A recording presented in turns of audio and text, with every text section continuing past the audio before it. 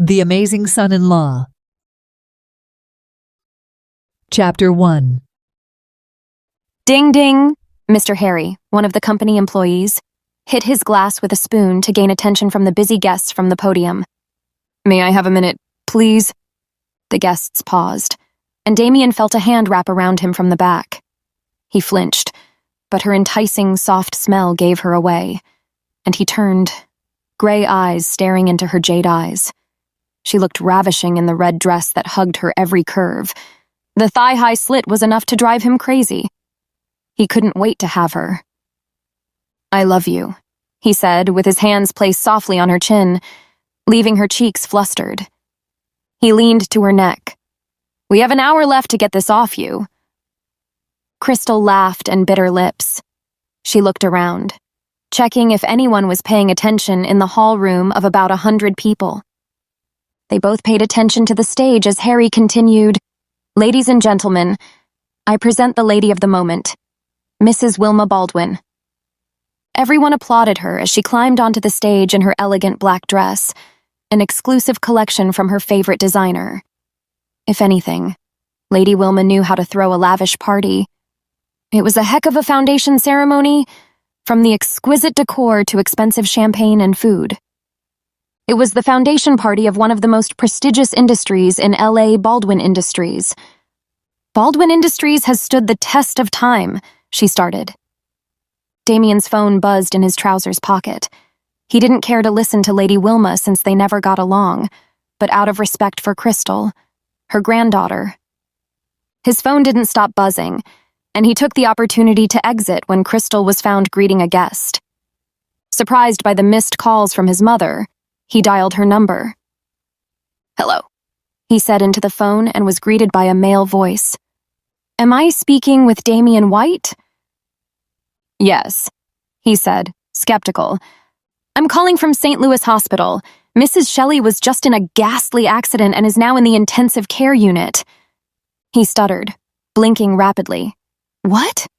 "We need $75,000 to carry out surgery immediately." He paused.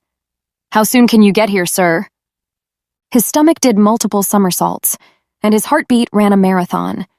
He never expected his night to take this turn. Feeling suffocated, he pulled off his tie. "Send me the address." First, he called his friends and colleagues at the bank to ask for a loan, but it was to no avail. How would he raise that sum of money in less than an hour? Lady Wilma was still on stage, receiving gifts and taking pictures, and his eyes wandered in search of his wife, and when their eyes caught, she could tell something was wrong. Starting towards him, she led him to the hallway to have a private talk. I need $75,000. He paced around, digging his hand into his sun-kissed hair and cursing under his breath. Crystal started towards him to look into his eyes. "What's wrong?" "My mom was in an accident, and the doctor just called me now." His voice was depleting. "I need the money for her surgery." Crystal's eyes fell. He couldn't handle seeing her cry. "My grandma can help." Damien knew Lady Shima hated his guts, maybe loathed. But that was the last option he had. He had to swallow his pride. After Lady Wilma was done with her guests, Crystal grabbed his hands and led him into the study room her family occupied down the hall. The whole Baldwin family was seated and giving awkward gazes. Charlotte, her husband, Larry, her brother, George, and Uncle Robert. Crystal cleared her throat, rubbing her palms together. "Congratulations, Granny! But Damien and I need your help." She hadn't finished when Lady Wilma rolled her eyes. "Damien's mom is in critical condition, and we need $75,000. She appeared shocked until she burst into laughter. "Is this a prank?" Crystal wore a serious look. She scoffed, jerking a shoulder forward and looking at Damien. "Did he put you up to this cause he saw the gifts I was given?" Charlotte made a snide remark. Lady Wilma got up from her desk and walked around the study. "You know how important this day was for me, and you called an emergency meeting for your—" She looked over at Damien and scoffed. sorry excuse of a husband. He's still my husband, Crystal fired back, face hardening. You wouldn't like your grandkids finding out how you treated their father. Crystal! Charlotte stopped her, and her husband, Larry, held her back. Lady Wilma shook her head. Don't tell me you're already pregnant with his baby. You're going to ruin our bloodline. Crystal was about to come to his defense. Please, ma'am. Damien stared at Lady Wilma. My mother's fighting for her life. I need money for her surgery. Lady Wilma rolled her eyes and scoffed. You're not a part of the family. Uncle Robert and Charlotte chuckled. Damien bowed his head in shame with a bruised ego. It hurt to see everyone make fun of him at his lowest moments. They had never supported his marriage with Crystal because of his social status. But this was a matter of life and death. Crystal started toward her granny to appeal to her, eyes begging for help. Please, she begged. How much do you need? Damien raised his head. He wanted to speak, but decided to let Crystal since Lady Wilma wouldn't give him a chance. $75,000. George tisked. That's a lot.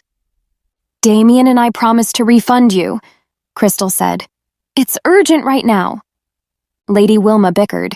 He doesn't have a penny to his name. She thought for a bit. I have a proposition. Crystal jerked her shoulders forward. I'll give you the money, Lady Wilma said, and Crystal's lips curled into a smile. On the condition that you divorce him and marry Ronald Wayne. Her smile faded away. Damien was hopeless and helpless. Why did he think she was going to help him anyway? I thought you were going to help me. This one time. Crystal shook her head in disgust. You don't even care about a human's life. All of you. She grabbed Damien's hands, wanting to walk out on them, and he held her in place. Just stay with your family. I'll figure something out. He strode out of the room, rushing to the hospital. At hospital. His heart thumped as he scampered to his mom's ward. She was being operated on, which was weird since he hadn't paid the money. Or did Lady Wilma change her mind? He was anxious until he spotted a surgeon heading toward the operating room. I'm Damien White, the patient's son. The doctor nodded. Surgery is ongoing, and it's looking good. He let out a breath of relief. May I know who paid for her surgery? He nodded. The gentleman at the lobby already paid $25,000. Damien swallowed. He wanted to ask more questions, but the doctor was already on his way in. He paced to the lobby to find an older man dressed in a crisp white shirt, pants, and baseball cap. Damien couldn't believe a random stranger had paid for his mother's surgery. Thank you, he said to the man and took the seat close to him. I didn't know how I would find the money. But why? He was surprised the man only smiled and then reached into his briefcase to bring out a paper and documents. Have this. The man pointed at the paper and handed him a pen. I'll need you to sign here. Damien grabbed the paper to find his name written in blocks, owner of billions of dollars. His eyes widened. It had to be a joke.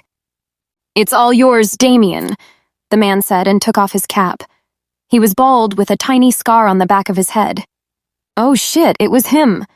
Chapter 2. Why do you look so familiar? I'm not an actor if that's what you're thinking. He didn't laugh, but Damien was still surprised. Oh well, I wouldn't hand you over all these. Damien studied the man waiting for the slightest clue. Your grandfather has been watching you. He remembered seeing this bald man with his late dad on several occasions. Damien's mind drifted to the small memories of his now-deceased parents. Though their last name was Warren, they never shared that they were related to the Warrens, one of the wealthiest families in L.A. You're the last Warren standing. The man's lips formed a thin line. Mr. Reginald Warner is your grandfather, and he'd like to get to know you. It was absurd and illogical. Why would his parents live such a normal life if they were related to him? I'm sure if I was related to him, my parents would have told me. He gave a dry laugh, standing to his feet. Nice try, though. Mr. Reginald has suffered since Charles's demise. He started. He didn't support his marriage and disowned him 27 years ago. He's not been able to forgive himself. Damien glanced at the paper. That was too much money and a lot just to be lucky. Why now? It's time someone took over his legacy. Damien shook his head, wondering why marriage and ties were such a big deal to people. Or to appease his guilt. He spotted the same doctor he had spoken to a while ago and stopped him. How's she doing, doctor? Receptive, he breathed out. She's still under anesthetics and would be awake in 30 minutes. Have you gotten the bills sorted? He remembered that the bills needed to be fully paid. Soon, he murmured and looked at the bald man, who shared a sympathetic look. After the doctor left, he sat close to the man again. I need the money, $50,000. It's yours. The man gave me his card and details. He scribbled his digits on a piece of paper and handed it over. Give me a call. I don't want any of it, just the money for the surgery. Okay. He gulped, took the bank account, and headed to pay for his mom's surgery. He had never felt so relieved. With his adopted mom's surgery paid for and her recovery, he decided to head back home to his wife, who had left him several missed calls. He couldn't wait to share the news with Crystal that he solved his problems on his own, without the help of her grandma. His taxi parked in front of Baldwin's mansion, and he severed a breath, climbing down. He could finally enjoy the calmness of the night's breeze. All he wanted was to shower and return to his wife. The manor was locked and with more security than usual. He strutted towards them.